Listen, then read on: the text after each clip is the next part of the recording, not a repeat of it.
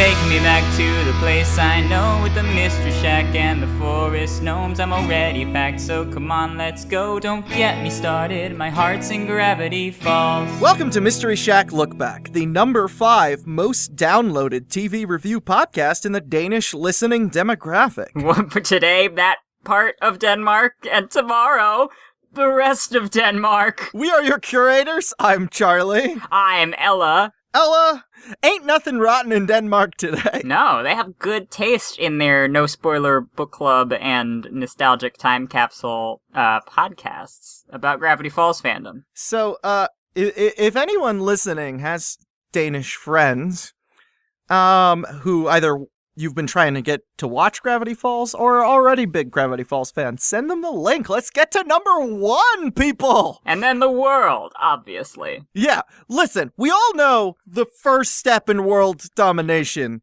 is having the number 1 TV review podcast in Denmark. Mm-hmm. That just goes without... I don't even know why you brought that up. It's an obvious prerequisite. You can't skip steps here. So what are we doing today, Ella? What are we doing today? Hey, who's this? That's our pool buddy, Michael William Hunter.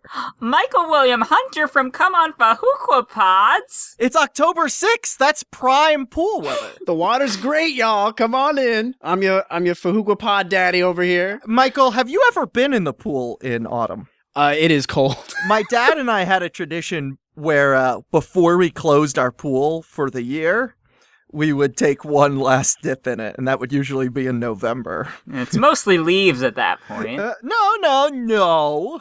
It's leaves and dead bugs. Michael, what state are you from? Oh, I'm from Alaska. Yeah, that is where I'm from. Wait, so did you ever have hot days like this? Actually, no. I mean, so when you're talking about Alaska... Yeah, he moved from Alaska to California. When you're talking about Alaska and you're talking about heat and temperature, it's very subjective in the terms of what is actually hot. So like 77 degrees highs? Actually, realistically, Alaska summers, I think one of the hottest summers we had was definitely over 100 degrees, Fahrenheit. Oh, wow. Like, it does get hot. In fact, in the summers, the average temperature usually bounces around 80 degrees. So it's not too different from California necessarily. But I would say that the main difference being that in the summertime, we have near 24-hour sunlight. And in the wintertime, it's the exact opposite with near 24-hour That's right. darkness. Oh man, I could never. Michael, tell us about Come On Fhqwhpods and what you do for that show. Well, Come On Fhqwhpods, Charlie, is a podcast about all of the Homestar Runner cartoons. We are myself and David Spencer and Alexa Cuizon, who you already had on this lovely podcast. From our Tourist Trapped episode. We all discuss a one Homestar Runner cartoon at a time in release order. And, we focus on analyzing each cartoon and, trying to figure out any pop culture references or anything of the like. And also to have wild speculations and theories. Interesting. So what you're saying is we are ripping you off. I mean, Ella, I'm not going to say that you guys are ripping us off, but it is very coincidental that shortly after we had Charlie on our podcast, that shortly thereafter, suddenly, Mystery Shack Look Back became a thing. Well, you're right. It's entirely coincidental, so don't interrogate it further. Right, yeah. And then it's very interesting that our first guest was Alexa, and we've also had you and Kyle Carosa and Tony Goldmark.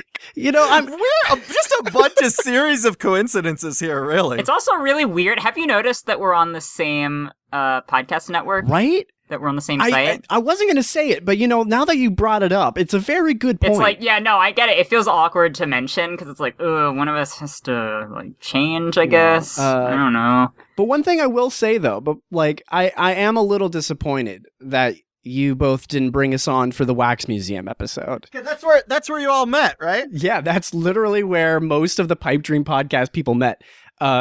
We all worked at Madame Tussauds Wax Museum in Hollywood.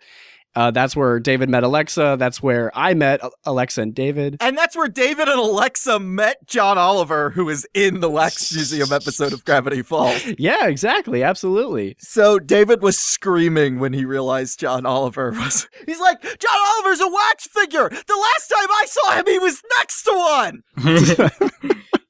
Yeah, exactly. I highly recommend Come On Fhqwhpods. It is literally my favorite podcast, but also is an excellent companion piece to this show because Matt Chapman, the creator of Homestar Runner, worked on Gravity Falls. That's right, Tim Allen. I'm glad you asked, Timmy. Little Timmy Allen asks. That's a very interesting point, Timmy. If having Michael here and enjoying his presence on the podcast is not enough motivation to check out Homestar Runner and follow along with the Come On Fhqwhpods podcast, here's a clip of Alex Hirsch saying you should do that thing. Who here remembers those emails, Strong Bad emails, Homestar Runner? Check out the website. Funniest website on the internet. Everyone else is missing out. Seriously, go there. Experience hours of delight. Boom, there you go. What else do you need more than that? You're all here because you're fans of Alex Hirsch. He said you should watch this web series. It's free. Yeah. Well, there you go. It's life-changing. Yeah, thank you for being here today, Michael William Hunter. We are very excited. I feel like we didn't mention that because we were too busy talking about your podcast and how eerily similar ours is, but I'm excited to have you on because you're great. And I'm honored to be on this show. Like, genuinely. This is one of the few podcasts that I listen to, like, pretty much the day it goes out. Aw, and that's because you have to remind yourself to update the website. Well, I wasn't going to mention it, but... But yes, so today's episode I'm very excited to get to because the reason I got into the series is because I'm a Homestar Runner fan and Matt Chapman is in it. And Matt Chapman plays a pretty major role in this episode. You could say he's playing the creature of the day. Yeah. And I was intensely excited March 15th, 2013, not just because it was 2 days before my birthday. We were doing my birthday at my father's house that year, and my father has cable, and since I was staying over his house, this became the first episode I got to watch with the TV airing. Oh, wow. Which is a very exciting experience, particularly for this show, because it started to become this, like, community experience of, like, everyone watching the episode when it dropped. And, oh boy, was I excited this was my first, because it's the big Matt Chapman one, and I'm watching with everyone else, and that was an amazing experience. And Michael is the researcher for Come On Fhqwhpods, so I figure he's going to be able to offer insight to this one. Or just make goofums with us. Either or, I'm not particular. We do love a good goofum. Oh, yeah, I'm plenty of goofs. So you're talking, I believe what you're referring to is The Deep End, which would be the 15th episode of the first season of Gravity Falls. It did indeed premiere on March 15th, 2013 on the Disney Channel. It was directed by Aaron Springer and Joe Pitt and written by Nancy Cohen. And is this the first episode with one writer credit? Or at least the first episode with one writer credit that is not Alex Hirsch? I believe so, yes. I tweeted at Nancy Cohen prior to this, and she said the reason she wound up with a Gravity Falls episode is that she had written a bunch of pilots, pitched them to Disney. They sent her scripts to the various teams in the office when they didn't accept her show, and Alex Hirsch and company read it, and we're like, yeah, her writing style really fits with our show. Let's get her to do one. Oh, I guess we'll see what they came up with. Let's go. Are you ready to watch it, Michael? Oh, yes. Let's do this. Okay, don't stop recording, though. No. Or don't stop believing either. Neither stop recording nor believe it. Don't start unrecording. Friday, March 15th, right after the explosive Wizard Special. It's an all-new Gravity Falls. All in favor of doing nothing all day, say, There's only one place in town to cool off. Gravity Falls pool? Whoa! Stop the presses! go to him. And while Dipper takes the plunge. Hey! Hey! What if I was assistant lifeguard? You just have to check in with my boss first. Your boss? Mabel makes a splash. How long have you been underwater? That doesn't matter. All new Gravity Falls. Deal with it. Friday, March 15th, right after the premiere of The Wizard's Return, Alex vs. Alex on Disney Channel.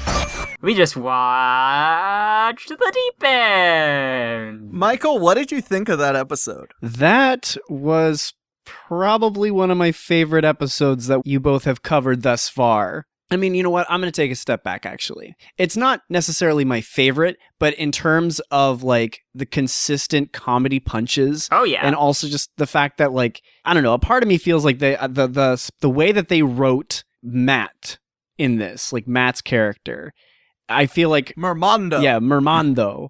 I feel like we're really trying to, like, hone in on some strong Battian isms, if you will. Okay, so I have some fun trivia on that here. Okay. Matt voiced this character over the course of 4 recording sessions, the first of which was in his strong bad voice. Interesting. And Disney was shocked and offended that Mabel had a boyfriend that, in their words, sounded 40. Yeah. Because they thought the strong bad voice was like an old man voice. Because, you know, it kind of sounds like Grunkle Stat. Yeah. I mean, I guess it kind of makes sense, though, from a character standpoint, because of Mermando probably doesn't age like humans do. It does have man in it. It's not Merboido. The line about... Merman's voices change when we were like 3. And the line where he says, I am 12 years old. were added in to account for the complaints about Matt's voiceover. Oh, okay. That is why he just bluntly says, I am 12. Matt had to re-record that sounding younger and younger for 3 more sessions. After the 4th session, no one seemed too happy, so he was like, all right, I'm not going to be this character. That's fine. It doesn't matter. And then only realized that he was the official voice of Mermando and it never got recast on March 15th, 2013, when he watched this on Disney Channel and heard his voice and was like, oh, that's me. It kind of makes sense, because even if they weren't super satisfied, they already did 4 recording sessions. They're probably just like, fine. Yeah. I don't get why they're not super satisfied. Matt is hysterical. No, I feel the same, because it's fantastic. But from their perspective, maybe they were just worn down at that point. Well, I feel like they were probably focused too much on the literal aspect of, like, the voice to child. Yeah, because people complained that Dipper sounds too much like an adult sometimes, and he feels like a 12-year-old, you know, like in the sound of the voice. Well, yeah, no, I agree. Even in this episode in particular, Dipper has a voice break, like a puberty voice break. Hey! Hey! But what I will say, though, is that with Matt's voice, with the voice that they decided to go with for Mermando, is actually really clever. Because, I mean, it kind of ties into the hopeless romantic, you know, like telenovela, where, you know, you have like this...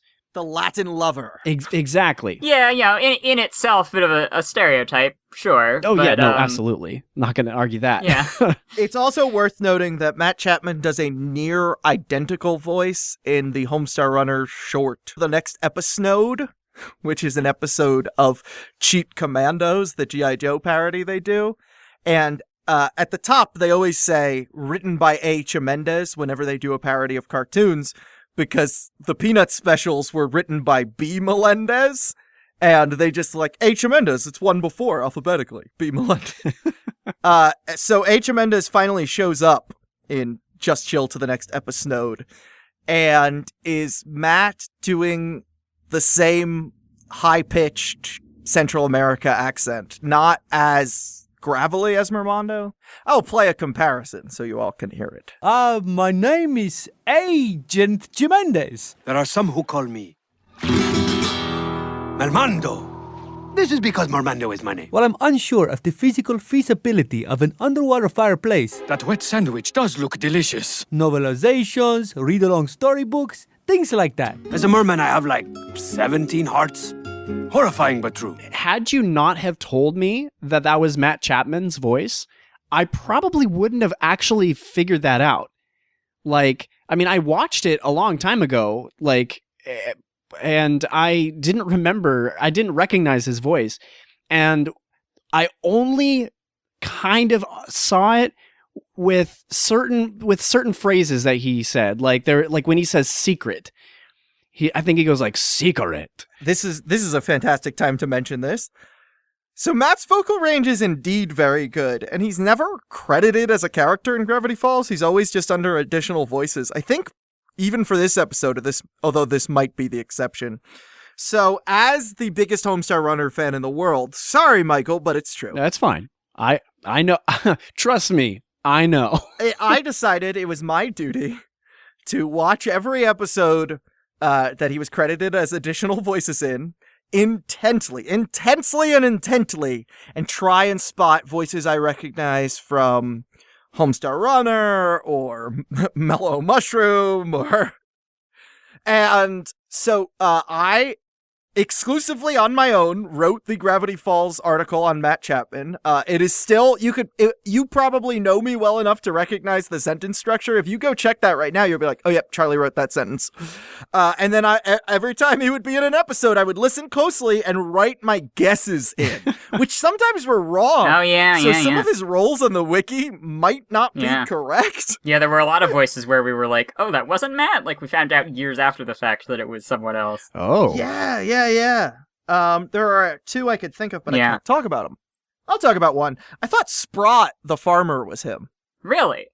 I always thought that was Alex. Isn't it Alex? Yeah, it's very clearly Alex doing a terrible Foghorn Leghorn impression. I don't know. I mean, I didn't know Alex Hirsch's voice because I was new to the show. Yeah. And the problem with recognizing Matt's voice is I've never had to listen for Matt's voice. Yeah, it's been the only voice. Prior to this, I'd never watched something where someone else did a voice with Matt, other than... That wasn't obviously Missy, right? Or Mike. Mike, with one exception, does bad voice acting on purpose. Yeah. By the way, Michael, the exception is when he voices the Knight in the King of Town's very own quite popular cartoon show. Oh, I didn't know that. I thought you were going to say Teague Douglas, but... No. Well, Teague Douglin is just his normal voice. But no, as the Knight, he's actually like doing a character voice. And it's pretty good. The reason I was able to recognize Mermando is because of H. Mendez.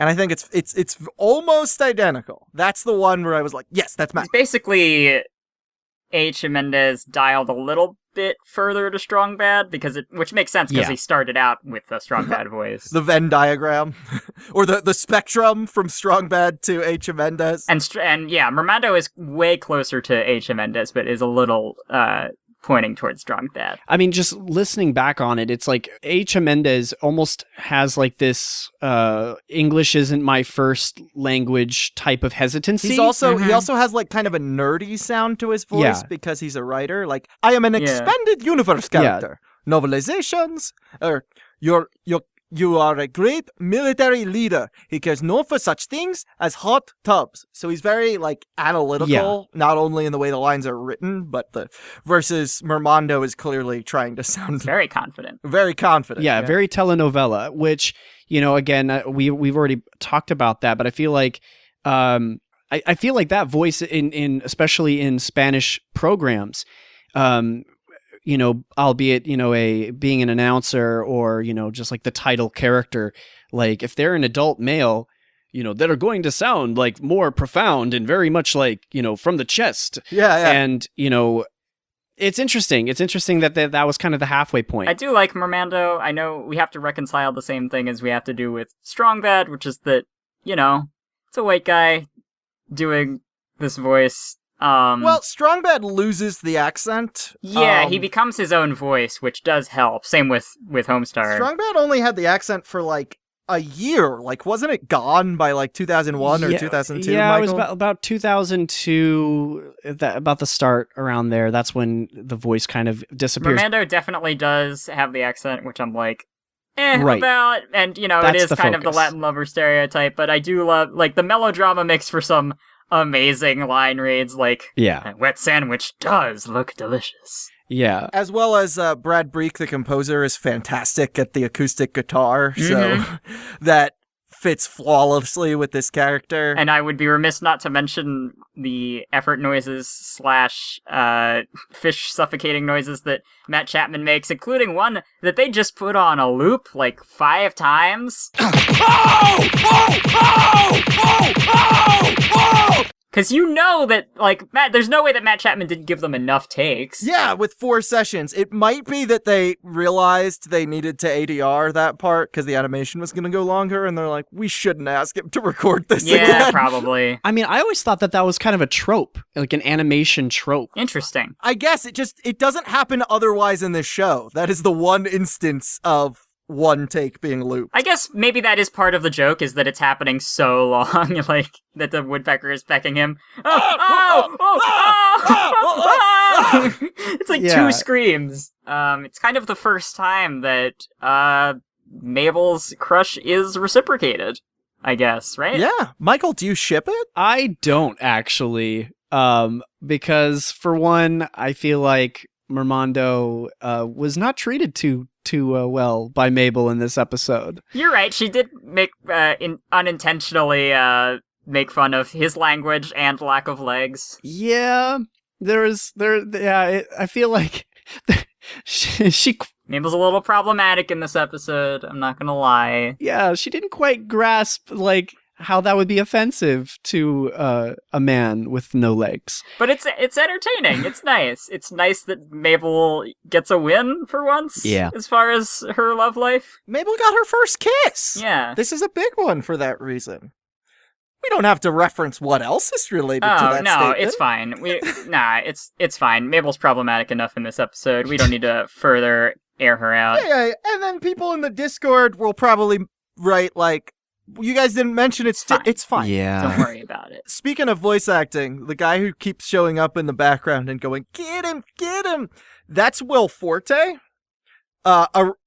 Obviously, anyone is very hyped to have access to Will Forte, so they kept trying to get him a bigger role.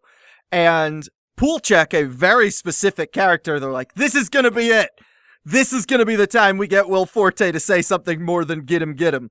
And they had Will Forte try it, and he wasn't really making it scary, because, he has a very high-pitched voice. So they wanted him to play, so the B-plot of the episode is that Dipper, wanting to work with Wendy, who is the new lifeguard at the pool, becomes the assistant lifeguard under the watch of Mr. Poolcheck, who I guess I could call him a pool zealot or some kind of pool fanatic. Yeah, this is not a job to him. Absolutely. It's a way of life, yeah.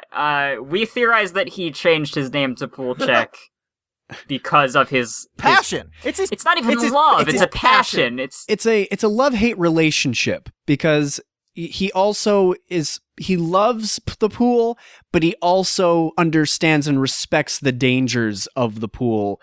Hence, his prosthetic hand. Yeah, that's true. He is, so to perfectly balance out how he is obsessed with something as menial as a public pool, he is the most intense character we've seen thus far on the show. So Will Forte's voice wasn't, they couldn't get it to that place to be that scary. Michael Rianda, the creative director of Gravity Falls, is someone they know from the writer's room, so have only ever met indoors, and he does not have an indoor voice, and being in the writer's room with him was interesting for that reason. And so they're like, okay, Will Forte can't, Michael, you scream, go for it. I think it does a really good job. There are some excellent screams. Absolutely, yeah. Can you handle this? I lost my hand to a pool filter. Hand over the whistle, boy! You! It's just like, again, like the level of dedication that you have to put into these characters, especially, both of being voice actors, it's like you have to put your all into these roles and just hope that the animation can like match that, and I feel like it does. Oh my god, it does. It absolutely does. The drawings are so amazing. Yeah, this episode is directed by Aaron Springer and Joe Pitt. Aaron Springer is best known as a SpongeBob storyboarder, and when he is directing episodes of Gravity Falls, will throw in his own drawings, like almost giving himself a border position without additional pay or credit. Yeah, it's just a lot of the time when they want a very specific look for a shot. And since he is an artist, he is able to draw it himself. Yeah. And he drew clearly, I mean, you could tell it. Those are Aaron Springer drawings. I like that we get a Dipper and Wendy plot that actually has Wendy actively involved, because we've had kind of this string of, like, we've had Fight Fighters, we've had Summerween, where she is part of Dipper's motivation in the episode, but she is mostly absent. She is just basically a plot device. And here we get to see a little bit more of what she likes to do, and her bonding with Dipper as a friend. They wreak havoc on the people just trying to enjoy their day at the pool together, kind of learning more about Wendy being chaotic. Oh yeah, Wendy's great in this one. Yeah, they psychologically torture Seuss, and they terrify Blubs and Durland, who at this point are undeniably in a relationship. Yeah. Oh yeah. I ship them, absolutely. I also saw, Michael, I saw you laugh at literally everything Seuss did. Is he your favorite character? Oh, I think to say otherwise is an utter lie. I've spent years studying sitcom acting and characters of sitcom, and the innocent characters, the characters that like are so naive to the world and everything they say is so blunt, it's very childlike. You know, that's why Kids Say the Darndest Things was so popular, was because out of the mouths of babes type of thing. Seuss is a babe. Yes, Seuss is a babe. Seuss is a big baby, but not in the negative ways. Is he a man or is he a baby? These are legitimate questions. I love that we're talking about, like, every character here being in top form, because pretty much every member of the Pines family has something to do, and I think this episode feels particularly Simpsons-esque in that way, because a lot of the time on this show we zero in on, maybe it's more about Dipper and Mabel, maybe it's more about, you know, Dipper and Stan, or one of the twins and Stan, or one of the twins and Seuss, or... It's usually an arc related to the monster and an arc related to the shack, and that there's an A and B plot. Mm-hmm. And this episode graciously gives us a D plot. This gives us an A, a B, a C, and a D plot. We have Mabel and Romando, we have Dipper and Wendy, we have Seuss and the inflatable pool ducks that he's convinced are alive. I know you're waiting to talk about this one. Ella's favorite character. Gideon antagonizing Stan in the pettiest way possible. Starting with, so Stan, a line that I thought of when you said the out of the mouths of babes thing was the legends you told me in the car were true. Yep. That there's a chair at the pool that is in the perfect spot, from all factors, and apparently Stan, there are legends about it, but only... Well, it seems like Stan was just talking about it, and Seuss sees that as, like, he was regaling him. Oh, okay, like, Stan was okay, like, okay. there's this one chair there, holy! And Seuss is like, please regale me of its beauty, Stan. Legends. Yeah, I will equally believe that Stan was convincing Seuss that they were legends, or Seuss convinced himself that they were legends. Yeah. In the commentary for this episode, Alex Hirsch talks about how, because this is, as Michael was sort of saying, a more sitcom-ish, lower-stakes episode, he really started putting more and more emphasis on the line reads for Stan in this subplot, to the point where when he's about to sit in the chair, and who is already sitting there but little Gideon, Stan's arch nemesis, the line read we end up with is, "Get out of my chair, kid!" And I love it. It's so big. It's like one of the biggest line reads that Stan has ever had on the show thus far, and it's over a chair. Oh, it's so good. He's more mad about this than he's mad about anything else he's been mad about before. It reminds me of Irrational Treasure, where Miles pointed out that of all the terrifying things that Stan has witnessed over the course of the show, the thing that scares him is Pioneer Day. So of all the things that have happened to Stan that we've seen thus far, nothing has made him angrier than a child stealing his chair. In Gobblewalker, he establishes that he has cataracts and can't see when he's driving and regularly crashes his car. He doesn't care about that. And his friends in the town don't like or trust him or talk to him anymore. But no, all that is second to, get out of my chair, kid! I feel like there's two big elements of why that line delivery is so amazing. One, it's probably the most truest line that in the episode that comes out of Stan's mouth. Everything about it is fueled by his narcissism, because everything that he does is to make himself look better. He does have a towel that says "Property of Stan" on it. Exactly. I feel like that has a limited amount of uses. Exactly. And so that line read is more than just like, oh my gosh, I'm so annoyed that you're in my chair. It's and also too, like up until this point, we've seen Gideon constantly get into like Stan's bubble and try to, shake things up. When you mess with a person's peace, like when you mess with somebody's zen, yeah, that's it. That is it. It's like at that point, that scream says in all subtext, in all caps, is nothing sacred. Yeah, and I love not only the contrast between like this is what gets Stan that angry, but also that in the previous episode, Gideon was ready to like annihilate the Pines family, and now he's just like, I'm gonna steal his chair today. Like, I love that we're basically alternating, because his first episode, Hand That Rocks the Mabel, he has a very evil plan for Mabel. And then Irrational Treasure, he's just throwing tomatoes at Stan. He has to be the overarching season 1 big bad, and also an episodic nuisance. And he gets to do both. Yeah, and I love that about him. Get you a man who could do both. Get you a little Gideon who can do both.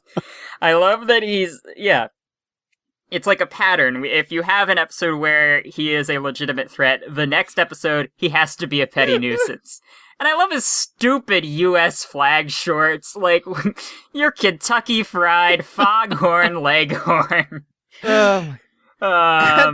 Stan just straight up tries to murder him in this episode. He picks him up by the trunks and is ready to, like, punch a child. And then Wendy puts him in pool jail and he's like, what did I do?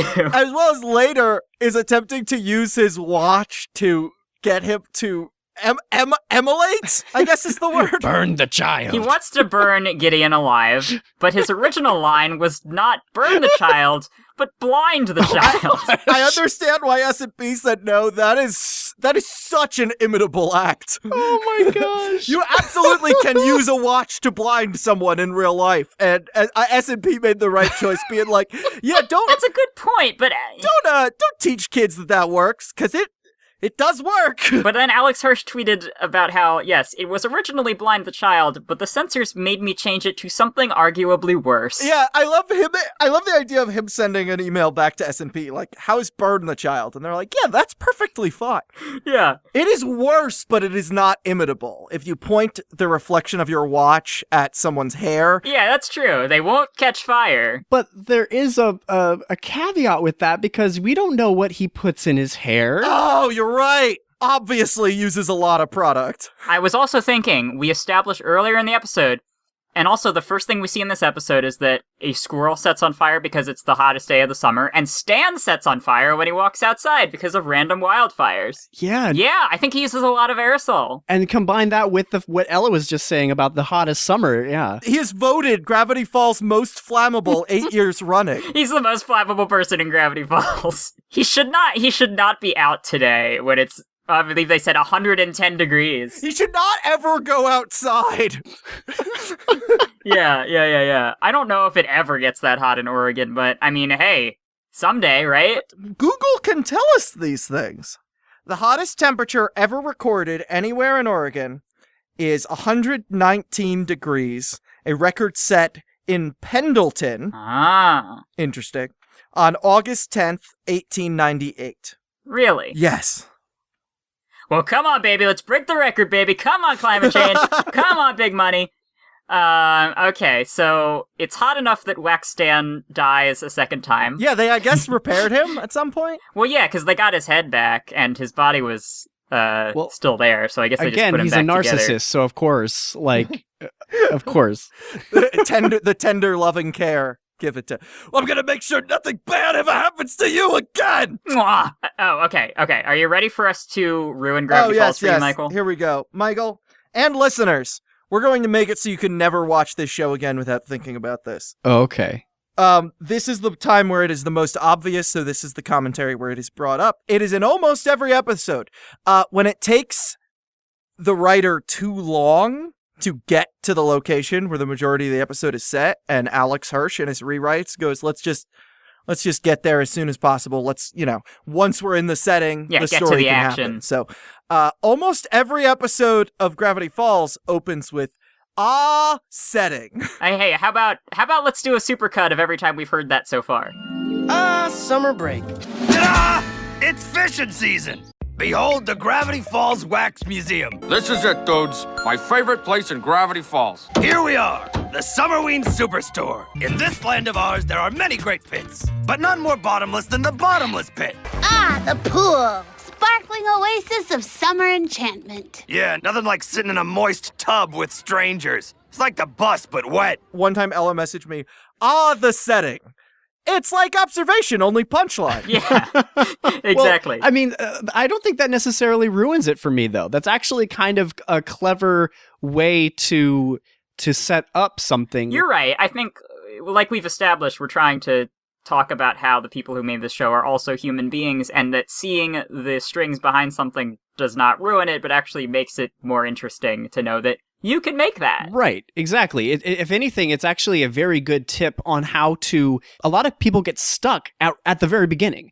You know, a lot of people, when they're writing a script, like especially if it's a passion project or something, or even myself, I find myself editing a podcast, like I always get stuck at the beginning because I don't necessarily know how to start it, or that is a very good way to just kind of get to the point. I think for us, it's just the one thing that we do have a little chuckle about, because once you hear it, you will never unhear it. It could be a fun drinking game for our listeners over 21. That's true. Or over 18 in other nations. I mean, yeah, putting together a Gravity Falls trope list, that could be fun. But one thing I will say, though, is that this, as soon as you said it, the first thing that came to my mind was, Blue Lagoon. Yeah. And that's why the Irrational Treasure episode opens with me going, "Want cheese on that, huh?" Samuel Blake. A time for leisure, relaxation, and taking it easy. Uh-oh. What's this? I think I messaged Charlie just French narrator voice, Samuel Blake. Well, no, so it's, I watched to learn about Aaron Springer for this podcast, I watched, the SpongeBob Season 1 DVD behind the scenes, because Aaron Springer was in the thumbnail, and I'm like, oh, this'll offer me some insight. One of the boarders, Sherm Cohen, says, oh, Aaron Springer is a cartoon genius, and then it cuts to Aaron Springer minding his own business, just drinking his coffee, as the title below says, Aaron Springer, cartoon genius. And I was like, I wish this image could be converted to audio so we could use it in every episode he directs. And I was like, what would that... So he's in the SpongeBob studios, so he has like a bunch of palm trees and stuff decorating the area behind him, and he's drinking his coffee. Yeah, I said it would probably sound like... Aaron Springer, cartoon genius. But see, in there, it's a little more justified because it's this in-universe documentary filmmaker, and here it's like, imagine going to a location and then saying to everyone you're with, the location we're currently at. You go out to eat with your friends and just loudly say the name of the diner. Applebee's. Okay. We were driving here for like 15 minutes. I love that when Wendy is imitating the pool duck, it's Alex Hirsch. My people have been enslaved, Zeus. You must free us. The inflatable pool duck revolution is at hand. Yeah, which also happened in Gobblewonker when Mabel was puppeteering the... So basically, whenever a girl voices a bird in Gravity Falls, it's Alex Hirsch's voice. That's true. It's not the last time that this happens either, although it's not a bird in the one I'm thinking of, but it will happen again. It's a curse that is going throughout Gravity Falls. They're gradually turning into Alex Hirsch. Yeah. Oh no, Wendy already has the flannel too! Oh no! And kind of the red hair-ish. I don't know. Alex is kind of red hair ginger. and flannel! Oh no!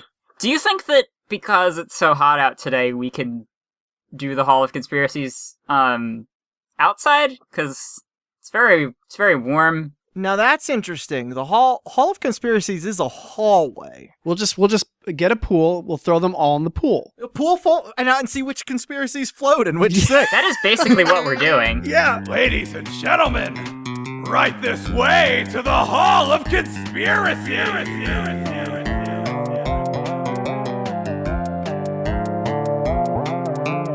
An anonymous user submitted this one to gravityfallsconspiracies.tumblr.com. Just before Mermando kisses Mabel, she enumerates 3 past loves from prior episodes. A zombie, actually gnomes in disguise, gnomes, and a couple of cute vampires. It's possible that Mabel has already had an encounter with 1 or 2 vampires before, but didn't tell Dipper. Similarly, in episode 7, Double Dipper, Mabel never saw Dipper's clones, and Dipper never told her. Yeah, that's definitely an interesting line. We should play the clip. I have never met anyone like you. Same here. Except for a zombie, a gnome, and a couple of cute vampires. I don't remember the vampires. I don't tell you everything. But what's interesting about that one is it means we don't have full access to all of the information needed to guess what's coming forward because the characters go on adventures without us. So, which we already kind of knew about that because in Tourist Trap there are those cutaway gags to her previous flirting, but this feels different because it's a supernatural happening that we didn't see. It's also interesting that she lists the zombie and the gnome separate. I never really thought about that. Separate, yeah. She thinks of Norman and Jeff as 2 different people. Which, to be fair, I mean, Norman is kind and understanding and sensitive and deep, and Jeff is gross. Do you have a crush on Norman? It's jam. So, Michael? Yes. William Hunter? Yes. We're a little light on conspiracies today, but that's okay. Because we want to show you... No, we're not light on conspiracies, Ella. We got the granddaddy of them all. No, that's what I'm saying. The fact that what we lack in quantity today, we are making up for with quality because... This is one of the shows where everyone's watching and rewatching episodes, trying to notice something in the background. Looking at every shot and trying to see if there's just a little thing they missed. Sure. Michael, I am willing to bet you missed one in this episode. Yeah, no, I was too focused on Pool Jail Kid. Just the strong sad of this episode. Oh, that's a good point. Yeah. Yeah.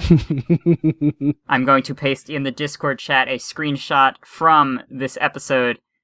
And Michael, I want you to tell us, what do you notice? Let's see. So first describe just what you're seeing. So it's at the end of the episode when Mabel is getting all of the bottles from Mermando. And I'm seeing that out of all of the bottles, the one reads Mabel, another reads Mabel, and another reads LeBam. Interesting. Michael, who is LeBam? Who is LeBam indeed? Why would there be a bottle with the letters spelled backwards on it?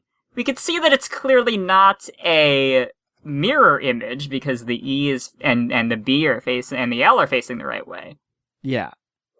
It is spelled backwards. That's a good question. That's I mean, who is LeBam? Well, Michael, this kicked off a theory that somewhere out there is a secret twin or clone of Mabel who is named LeBam.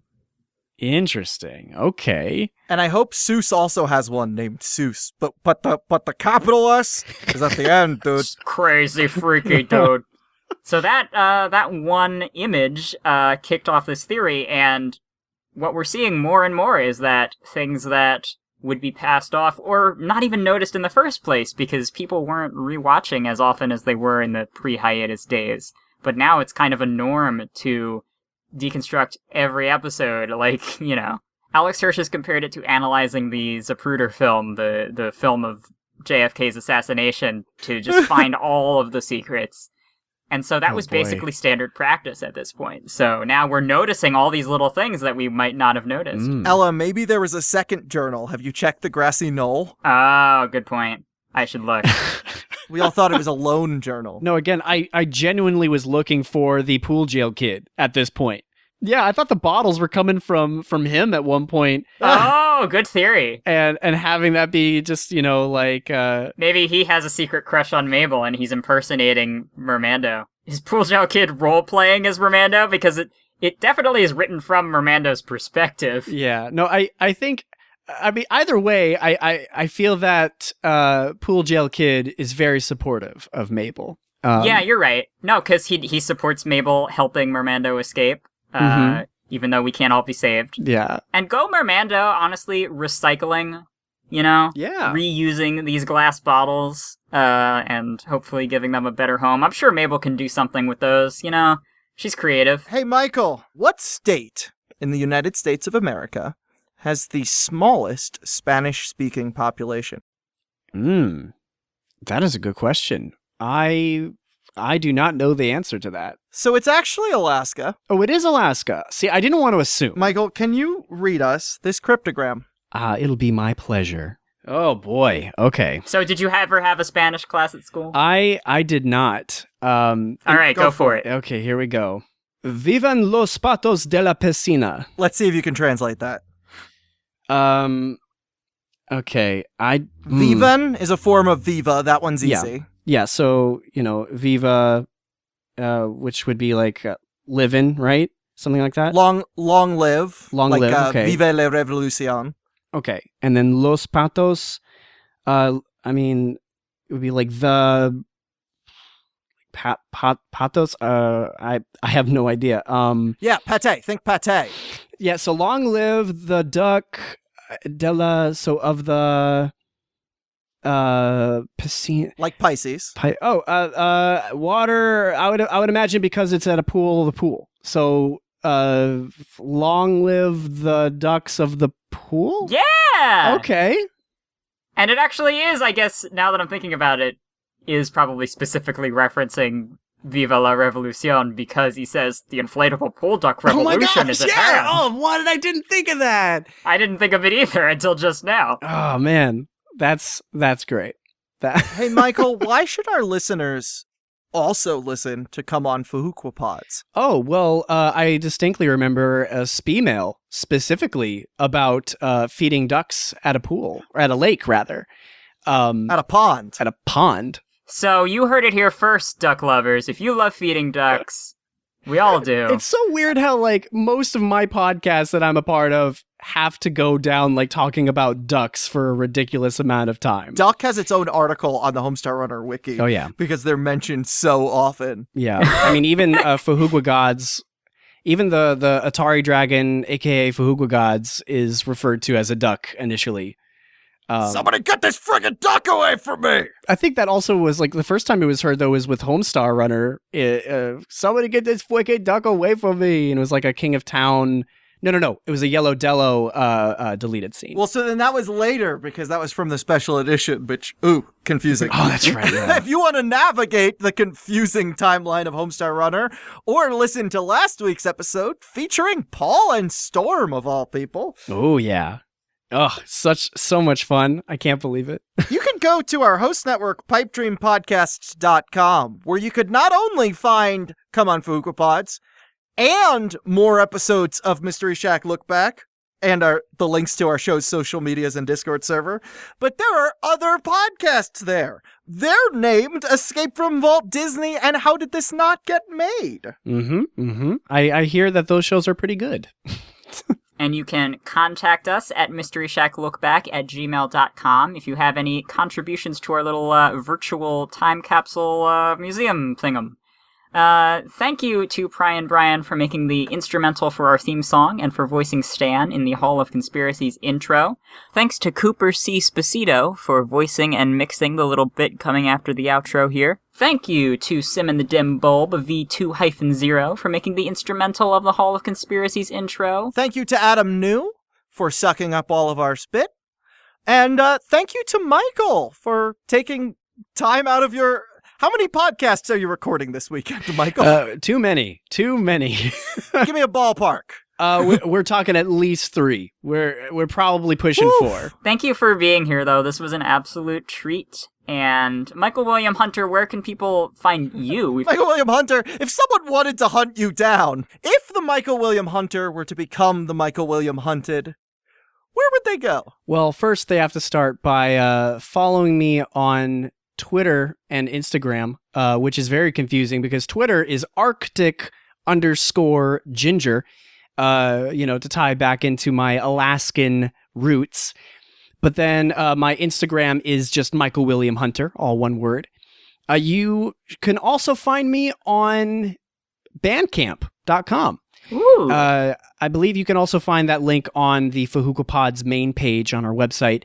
I do parody songs. I also occasionally do mashup songs of... You got nominated for an award for one of your parody songs, right? I was nominated for an award, for an Outstanding Parody Song Award for the 2018 Logan Whitehurst Memorial Awards for my Alexander Hamilton parody, Alfred Matthew Yankovic, which was all about Weird Al. That's wild that you're on Bandcamp, because you're not going to believe this. This show's theme song is also in that same Bandcamp. What? Well, not the exact same band. It's separate camp. It's ellachesary.bandcamp.com is where you can find the theme song. I thought that they were all in the same Bandcamp, but like each person's profile is like a different cabin. Yeah. Okay, maybe that's it. So that's my cabin. But that was played at the top of this episode is where you can find that song. To wrap up today, it's funny that you mentioned parody songs, because I actually have a little idea. This is something I've been kicking around. It goes a little something like this. There was something in the air that night. The stars were bright, Mermando. They were shining there for you and me, and undersea, Mermando. Since the day I met you at the pool, there's no regret.